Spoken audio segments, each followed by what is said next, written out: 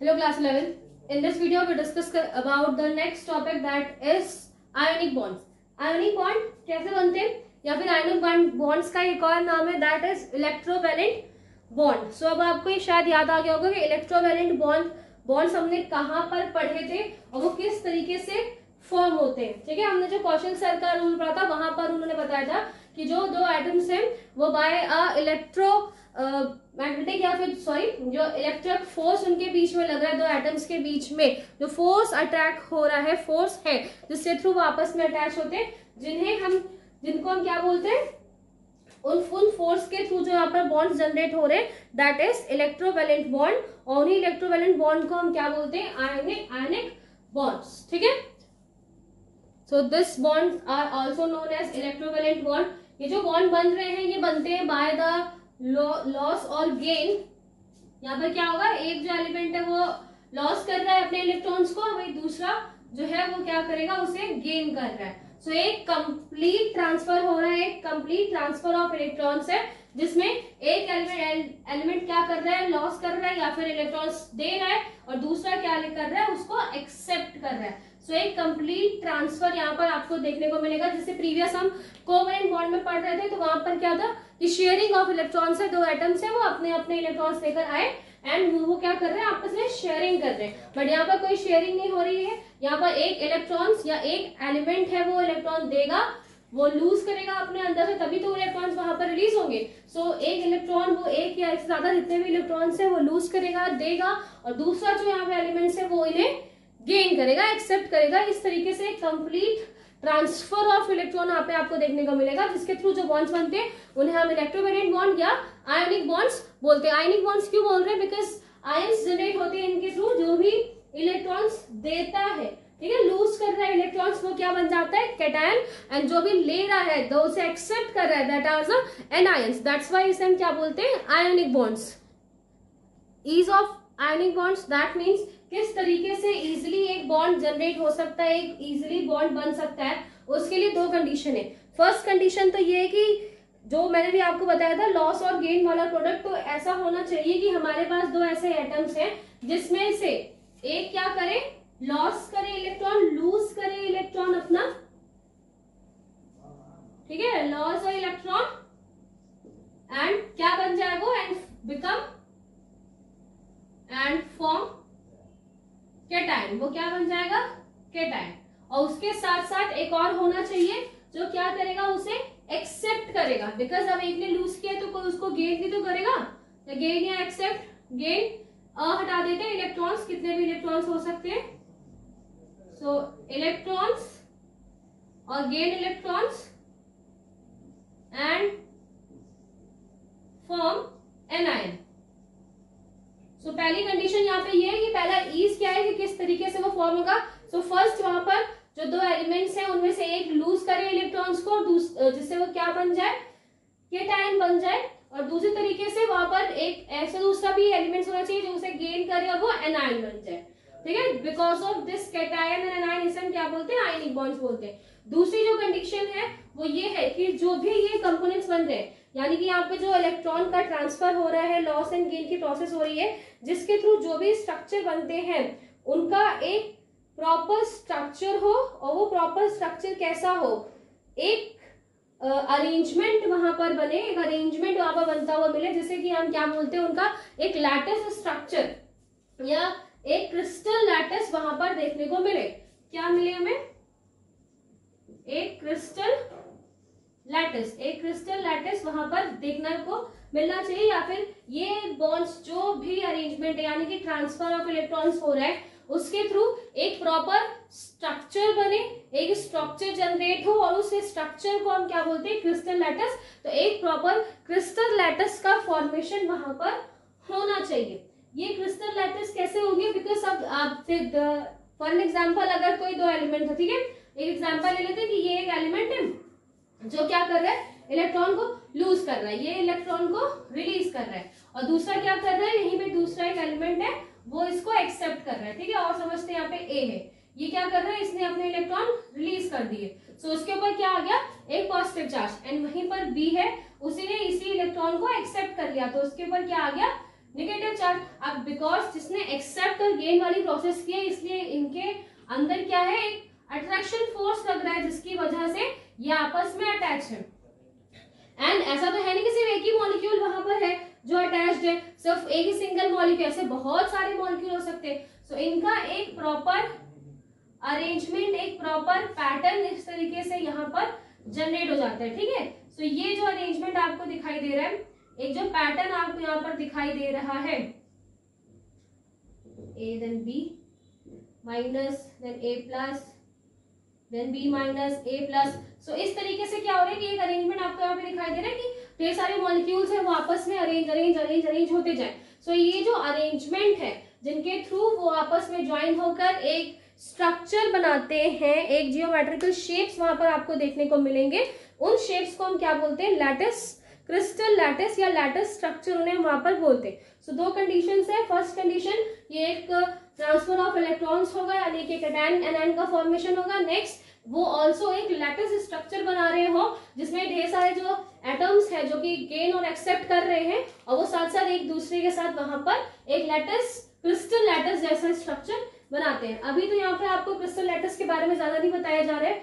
In your 12th class जो आपका first topic है या फर्स्ट लेसन है, first that is solid state, and solid state में आपको बहुत सारे लैटिस पॉइंट्स के बारे में पढ़ना है। सो अभी फिलहाल आपने थोड़ी बहुत इन्फॉर्मेशन ले लीजिए, देन आफ्टर हम उनको डिस्कस करेंगे इन क्लास 12। सो कुछ इस तरीके के क्रिस्टल लैटिस यहाँ पर बनेंगे। एग्जाम्पल अगर आप ले लो, यहाँ पर एग्जाम्पल अगर हम दें KCl, NaCl, जिससे हम बहुत अच्छे तरीके से जानते हैं, दैट इज सॉल्ट। जो सॉल्ट है बेटा, कभी आपने उसको देखा है गैसियस स्ट्रक्चर में? नहीं, ऑलवेज हम जब भी उसे देखते हैं तो वो सॉलिड फॉर्म में ही होता है। सॉलिड फॉर्म में क्यों? बिकॉज बहुत सारे मॉलिक्यूल्स है जो आपस में जाकर ऐसे क्लोजली पैक्ड हो जाते हैं और एक सॉलिड स्ट्रक्चर वहां पर हमें देखने को मिलता है, क्रिस्टल स्ट्रक्चर। सो KCl, HCl, CaCl2, MgCl2, इन सब में आपको इसी तरीके के स्ट्रक्चर या इसी तरीके के बॉन्ड आपको दिखाई देंगे, ठीक है।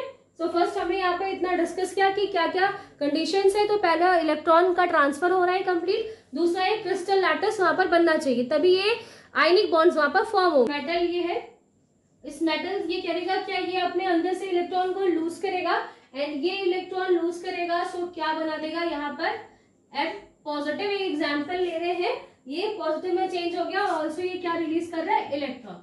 सो जब ये अपने अंदर से इलेक्ट्रॉन्स को रिलीज कर रहा है या इलेक्ट्रॉन्स को रिमूव कर रहा होता है, so it needs a energy, से कुछ एनर्जी की जरूरत होती है, बिकॉज विदाउट एनर्जी वो अपने अंदर से इलेक्ट्रॉन को रिमूव नहीं कर पाएगा। So for the removal of electron इसे क्या चाहिए, एनर्जी चाहिए। एंड ये जो एनर्जी है इसे हम क्या बोलते हैं, आयोनाइजेशन एंथैल्पी। इसे हम क्या बोलेंगे, आयोनाइजेशन एंथैल्पी, ठीक है। इसे क्या बोलते हैं, आयोनाइजेशन एंथैल्पी, यहाँ पर हम इसे बोल रहे हैं। सो फर्स्ट यहाँ पे हमने डिस्कस किया कि पहले तो क्या होना चाहिए कि जो भी मेटल है, जो कि कोई भी सब्सटेंस जिससे क्या हो रहा है, इलेक्ट्रॉन रिलीज हो रहा है, सो इलेक्ट्रॉन रिलीज करने के लिए उसे हमें वहां पर थोड़ी सी एनर्जी देनी पड़ती है। व्हेनेवर वी वांट, जब भी हम चाहते हैं कि कोई एक एलिमेंट है वो इलेक्ट्रॉन लूज करे, सो वो क्यों इलेक्ट्रॉन लूज करेगा, फर्स्ट तो ये है कि उसको क्या करना है, स्टेबल होना है, और स्टेबल होने की वजह से वो क्या करेगा, अपने अंदर से इलेक्ट्रॉन लूज करना चाहता है, बट वो अगर लूज नहीं कर पा रहा है, सो हमें उसे क्या देनी पड़ती है, एनर्जी। सो वो एनर्जी जो हम उसे प्रोवाइड कर रहे हैं जिससे वो अपने अंदर से इलेक्ट्रॉन को रिमूव करे, उसे हम क्या बोलते हैं, आयोनाइजेशन एंथैल्पी बोलते हैं, ठीक है। सो ये जो आयोनाइजेशन एंथैल्पी वो ऑलवेज कैसी होती है, पॉजिटिव होगी। क्यों पॉजिटिव क्यों होगी, बिकॉज वो तो हम उसे दे रहे हैं ना, वो कंज्यूम कर रहा है, वो अपने अंदर उसे ले रहा है, कंज्यूम कर रहा है, दैट्स व्हाई वो कैसी होती है, पॉजिटिव, बिकॉज वो तो खुद उसने यूज कर ली। और इस तरीके से जो रिएक्शन आपको मालूम है कि वो रिएक्शन जिसमें क्या होता है, एनर्जी दी जाती है, एक रिएक्शन, एक कंपोनेंट को प्रॉपर एनर्जी हम उसे दे रहे हैं ताकि वो इलेक्ट्रॉन लूज करे, तो ऐसी रिएक्शन को हम क्या बोलते हैं, एंडोथर्मिक, एंडोथर्मिक रिएक्शन, जिसको हमें करवाने के लिए वहां पे क्या देनी पड़ रही है, एनर्जी देनी पड़ रही है, ठीक है। नेक्स्ट वहीं पे क्या होगा, ये एक दूसरा एलिमेंट होगा जो क्या करेगा, इस रिलीज ऑक्सीजन, सॉरी जो ये यहाँ पे इलेक्ट्रॉन रिलीज हुआ है इसे क्या करेगा, एक्सेप्ट करेगा। सो जब ये एक्सेप्ट करेगा इलेक्ट्रॉन, सो इलेक्ट्रॉन एक्सेप्ट करने के बाद नेगेटिव चार्ज में चेंज हो गया, और यहाँ पर क्या होता है, यहाँ पर जो एनर्जी रिलीज हो रही है उसे हम बोलते हैं इलेक्ट्रॉन गेन एंथैल्पी। क्या बोलेंगे, electron gain enthalpy, electron gain enthalpy. ठीक है, वैसे तो ये इलेक्ट्रॉन गेन एंथैल्पी कैसे होनी चाहिए, negative in the sense always जब भी एक बॉन्ड फॉर्म होता है, सो जब भी एक बॉन्ड फॉर्म हो रहा है वहां पर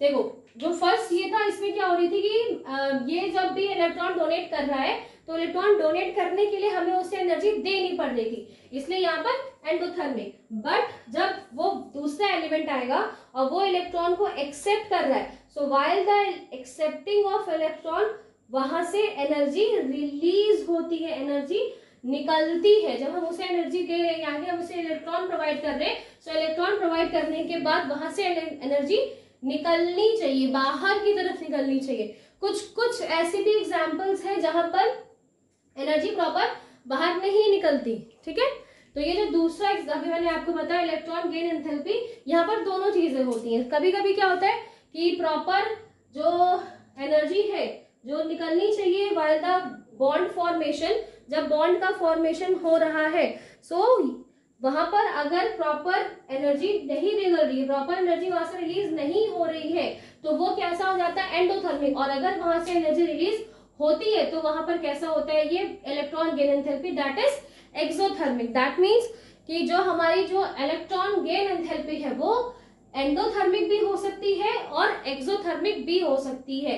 अगर जब वो इलेक्ट्रॉन वहां पर अटैच हो रहे हैं, उससे निकलने वाली जो एनर्जी है वो हमारी दी हुई एनर्जी से ज्यादा है, तब वो कैसा हो जाएगा, एक्सोथर्मिक। और अगर जो हमने यहाँ पर उसे एनर्जी दी है उससे कम एनर्जी यहाँ पर रिलीज होगी तो वो कैसा हो जाएगा, एंडोथर्मिक। ठीक है, बात मेरी आपको समझ में आई कि जो हमारा आयनाइजेशन एंथैल्पी है वो तो ऑलवेज एंडोथर्मिक ही होगा, बिकॉज हम उसे एनर्जी दे रहे हैं तब वो वहां से इलेक्ट्रॉन रिलीज कर रहा है। बट अगर हम यहाँ पर इलेक्ट्रॉन गेन एंथैल्पी की बात करें, सो इट शुड बी होना तो क्या चाहिए, निगेटिव होना चाहिए, यानी एक्सोथर्मिक होने चाहिए। कैसे होने चाहिए, एक्सोथर्मिक।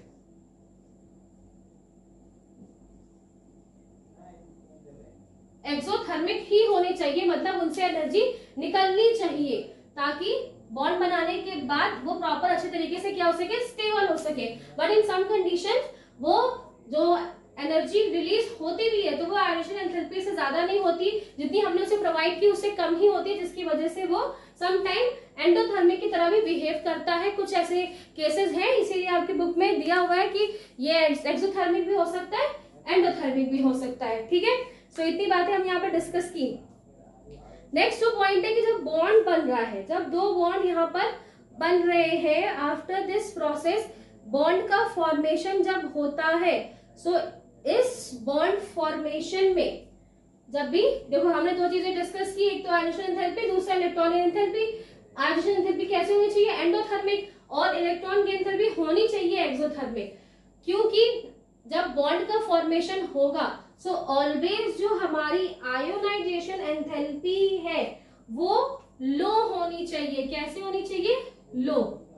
आयोनाइजेशन एंथैल्पी लो होनी चाहिए एंड उसके कंपैरिजन में हाई जो हमारा इलेक्ट्रॉन गेन एंथैल्पी है वो मोर हाई होना चाहिए, यानी कि जो निगेटिव है, ये जो पॉजिटिव है वो इस निगेटिव से कम होना चाहिए। दैट मीन्स ये पॉजिटिव वाला एलिमेंट या ये पॉजिटिव निगेटिव एनर्जी यहाँ पर ज्यादा होगी तभी इलेक्ट्रॉन गेन एंथैल्पी हाई होगी। और जब हमारा आयोनाइजेशन एंथैल्पी लो होगी और उसके कंपैरिजन में इलेक्ट्रॉन गेन एंथैल्पी हाई होगी, तब एक बॉन्ड का फॉर्मेशन यहाँ पर होगा। दैट मीन्स जितनी एनर्जी आप दे रहे हैं फर्स्ट इलेक्ट्रॉन को रिलीज करने के लिए, उससे ज्यादा एनर्जी हमें मिलनी चाहिए जब वहां पर ये वाला एलिमेंट उसे एक्सेप्ट कर रहा है। और जब भी आयोनाइजेशन एंथैल्पी लो होती है और उसके कंपैरिजन में इलेक्ट्रॉन गेन एंथैल्पी ज्यादा होगी विद द नेगेटिव पॉइंट, या फिर जो नेगेटिव एंथैल्पी यहाँ पर निकल रही है वो ज्यादा होगी, तब यहाँ पर आयोनिक बॉन्ड्स बनेंगे। ठीक है, so from here ionic bonds तब बनेंगे, आयोनिक बॉन्ड्स विल फॉर्म, या आयोनिक बॉन्ड तभी बनते हैं जब आयोनाइजेशन एंथैल्पी कैसी होगी, लो।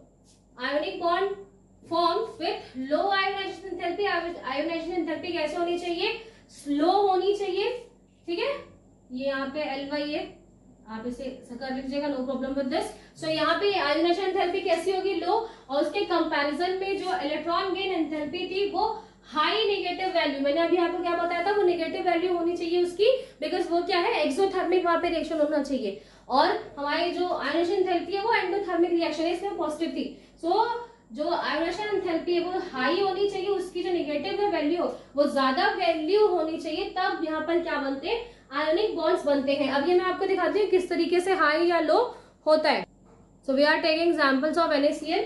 NaCl में क्या होगा, जो Na है वो क्या करेगा, फर्स्ट तो पहले हम कैसे गैसीय स्ट्रक्चर में है, और इस स्ट्रक्चर में वो क्या करेगा, जब आप उसको एनर्जी देंगे, एनर्जी जब आप उसे दे रहे हैं यानी आयोनाइजेशन एंथैल्पी आप उसे दोगे, सो वो चेंज जाएगा इन Na+, और वो क्या रिलीज करेगा, एक इलेक्ट्रॉन यहाँ पर रिलीज करेगा, और आपने उसे क्या प्रोवाइड किया, हमने उसे प्रोवाइड किया आयोनाइजेशन एंथैल्पी।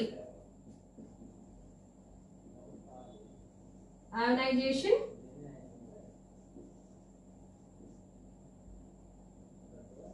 ठीक है, एक आयोनाइजेशन एंथैल्पी हमने उसे प्रोवाइड की है, और वो कैसी होगी, पॉजिटिव, बिकॉज हमने उसको दी है लो, बट जितनी एनर्जी है जरूरत थी वो हमने उसको दी, और ये कैसा है, एंडोथर्मिक। ठीक है, बार बार रिपीट इसलिए कर रहे हैं ताकि आपको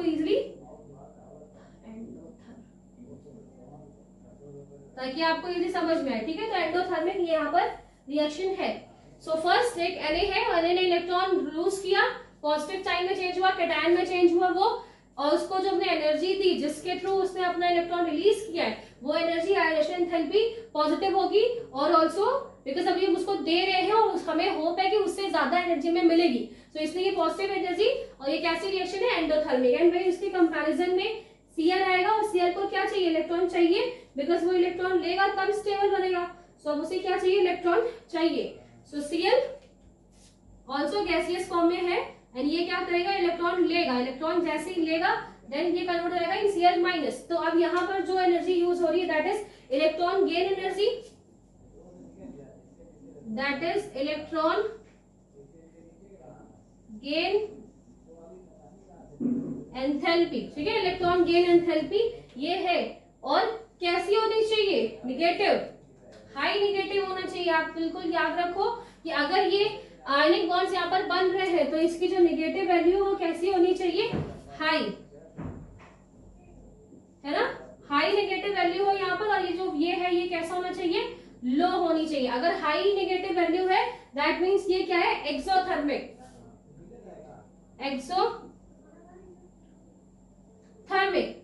देन एक एंडोथर्मिक और exothermic reaction, and also positive negative. हमेशा जो मैंने आपको रूल बताया था कि एक आयोनिक बॉन्ड तभी बनेगा जब वहां पर आयोनाइजेशन एंथैल्पी कैसी हो, लो, तो यहाँ पर लो होनी चाहिए, यहाँ पर हाई होनी चाहिए। ठीक है, और तभी क्या होगा, एक बॉन्ड यहाँ पर बन सकता है। ठीक है, सो नेक्स्ट अब यहाँ पर हम डिस्कस करते हैं कि कितनी एनर्जी होती है रियलिटी में और ये कैसे बनता है। तो यहाँ पर जो एग्जाम्पल उन्होंने दिया है जो इसकी एनर्जी है, this is the value of Na positive, यानी जब हम आयोनाइजेशन एंथैल्पी दे रहे हैं तो उसकी वैल्यू कितनी होती है, कितनी आपने उसे एनर्जी दी, दैट इज पॉजिटिव साइन के साथ 495.8, एंड वही इलेक्ट्रॉन गेन एंथैल्पी Cl- की दैट इज -348.7। पहले हमें दिखाई दे रहा है कि ये क्या है, वैल्यू कम है, कम वैल्यू यहाँ पर शो हो रही है, और आपको इसे करना क्या है, इसे सो हम यहाँ पे क्या करें, दोनों को यहाँ पे प्लस कर रहे हैं, तो जब प्लस कर रहे हो ये वैल्यू किस में है, माइनस में, तो इस वजह से यहाँ पे क्या हो जाएगा, माइनस। सो 498 3.487। ठीक है, तो ये जो वैल्यू यहाँ पर निकल के आएगी, आपको इसे माइनस करेंगे, आपको मिलेगी अप्रॉक्स 147.1 समथिंग। बट ये कैसे मिल रही है, ये हमें मिल रही है in a positive form, positive form में हमें यहाँ मिल रही है, मतलब आयोनाइजेशन एंथैल्पी यहाँ पर ज्यादा है। सो ऐसे अगर होगा, क्योंकि बिकॉज हमने अभी डिस्कस किया आयनिक बॉन्ड है, आयनिक बॉन्ड में आयोनाइजेशन एंथैल्पी कम होनी चाहिए, बट यहाँ पर तो आयोनाइजेशन एंथैल्पी ज्यादा है, तो ये फॉर्म होना ही नहीं चाहिए, बिकॉज आपको यहाँ पर दिखाई दे रहा है कि आयोनाइजेशन एंथैल्पी ज्यादा है, और आयोनाइजेशन एंथैल्पी ज्यादा होने की वजह से जब हमने इन दोनों को प्लस किया तो प्लस करने, बिकॉज ये नेगेटिव वैल्यू है तो माइनस हो जाएगा, और जैसे ही हमने यहाँ पे वैल्यू देखी तो पॉजिटिव में 147 आ रहा है, दैट मीन्स ये वैल्यू तो होनी ही नहीं चाहिए, ये NaCl का फॉर्म बनना नहीं चाहिए। बट आपको पता है कि NaCl फॉर्म होता है ना, तो वो कैसे होता है, बिकॉज आपका जो अभी सेकंड पॉइंट मैंने आपको यहाँ बताया था कि एक तो इलेक्ट्रॉन लूज करे, दूसरा इलेक्ट्रॉन गेन करे, बट उसके साथ साथ एक लैटिस स्ट्रक्चर भी बनाए। सो जो हमारे NaCl है वो एक लैटिस स्ट्रक्चर का फॉर्मेशन करते हैं। किस तरीके से फॉर्मेशन करते हैं, बिकॉज जो मॉलिक्यूल्स है NaCl के, Na नेक्स्ट Cl, राइट, तो इस तरीके बहुत सारे मॉलिक्यूल्स क्या होते हैं, आपस में ज्वाइन हो जाते हैं लाइक दिस। बट यहाँ पर जो मैंने आपको स्ट्रक्चर बनाकर दिखाया वो कैसा है, 1D, सिर्फ एक वन प्लेन में आपको स्ट्रक्चर दिखाई दे रहा है, बट इन रियलिटी जो स्ट्रक्चर्स होते हैं वो कैसे होते हैं, 3 डायमेंशन, और 3 डायमेंशन होंगे, सो ऑफ कोर्स इसके आगे एक होगा, इसके पीछे होगा, सो स्ट्रक्चर जो होता है वो कुछ इस तरीके से होता है।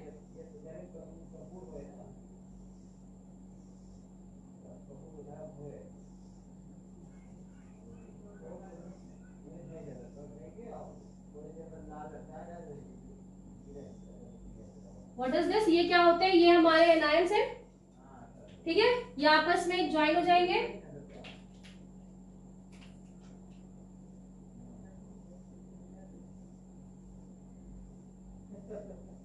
और एक क्यूब लाइक स्ट्रक्चर आपको यहाँ पर देखने को मिल रहा है, राइट। सो यहाँ पर सब क्या है, यहाँ पर हमारे Cl Cl Cl Cl Cl आपको यहाँ पर दिखेंगे, ये जो मिड पॉइंट है, मिड पोर्शन है, यहाँ पर हमारे Na होते हैं, Na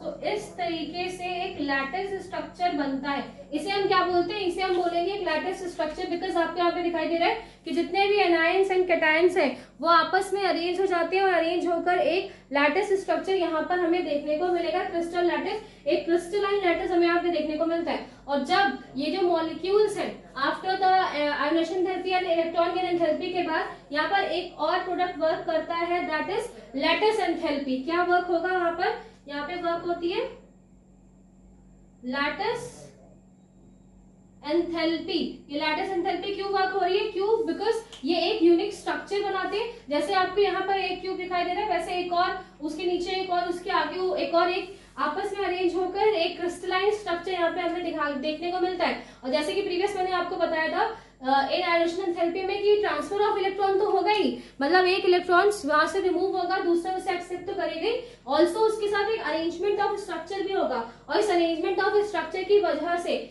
जो ये इलेक्ट्रॉन गेन एंथैल्पी जो भी नेगेटिव जा रही थी या जो कम हो गई थी वो अभी हाई हो जाएगी, और देन एक प्रॉपर स्ट्रक्चर फॉर्म होता है। सो हम यहाँ पर लैटिस एंथैल्पी को भी लिखते हैं। So this is the enthalpy, यहाँ पे मैंने तीन लिखी है, आयोनाइजेशन एंथैल्पी लिखी हुई है 495.8, इलेक्ट्रॉन गेन एंथैल्पी माइनस, मैंने आपको बताई थी माइनस में होगी, -348.7, and this is the enthalpy of lattice enthalpy, that is 788। 788 is the lattice enthalpy of NaCl। जब आप इसे प्लस, जब आप इसे यहाँ पे ऐड करोगे तो यहाँ पर जैसे कि प्रीवियस हमने किया था, इसको जब इसके साथ हम ऐड करेंगे, ये प्लस एंड माइनस है, तो जिसकी वजह से हमें क्या मिला था 147.1, क्या मिली वैल्यू 147.1 वैल्यू यहाँ पे मिली थी। अगेन हमें इसमें अब प्लस कर देना है, ये वैल्यू जो यहाँ पर आई है 788, और 788 ऑल्सो माइनस में, जिसकी वजह से हम इसे यहाँ पे माइनस कर देंगे 147 माइनस 788, अप्रोक्स 6 में कुछ वैल्यू मिलेगी 641 पॉइंट समथिंग 9 वैल्यू हमें यहाँ पर मिलेगी, और वो कैसी होगी, बिकॉज हाईएस्ट नंबर कैसा है, नेगेटिव, सो ये वैल्यू हमें किसमें मिल गई, नेगेटिव के फॉर्म में वैल्यू मिल गई। सो अब जो आपकी इलेक्ट्रॉन की एंथैल्पी है वो ज्यादा है, मोर नेगेटिव है, मोर नेगेटिव होने की वजह से जो ये स्ट्रक्चर है यहाँ से ये स्ट्रक्चर प्रॉपर फॉर्म होता हुआ दिखाई देगा। सो इसीलिए मैंने आपको बोला कि दोनों ही चीजें बहुत इंपॉर्टेंट है। Loss and gain of electron भी इंपॉर्टेंट है, साथ साथ जो उसका लैटिस स्ट्रक्चर है वो इंपॉर्टेंट है। बिकॉज ऑफ लैटिस स्ट्रक्चर जब आपस में वहां पे मिलेगा तभी उसकी जो एंथैल्पी है वो मोर नेगेटिव है होगी, और मोर नेगेटिव होने की वजह से ये बॉन्ड अच्छे तरीके से फॉर्म हो जाएगा। सो इस तरीके से ये बॉन्ड आयनिक बॉन्ड स्टेबल हो जाते हैं। स्टेबल क्यों है? बिकॉज जो इनमें क्या हो रही है, लैक्टिक एंथैल्पी मिलती है, वो लैक्टिक एंथैल्पी बहुत ज्यादा होती है जिसकी वजह से वो इजीली स्टेबल हो जाते हैं।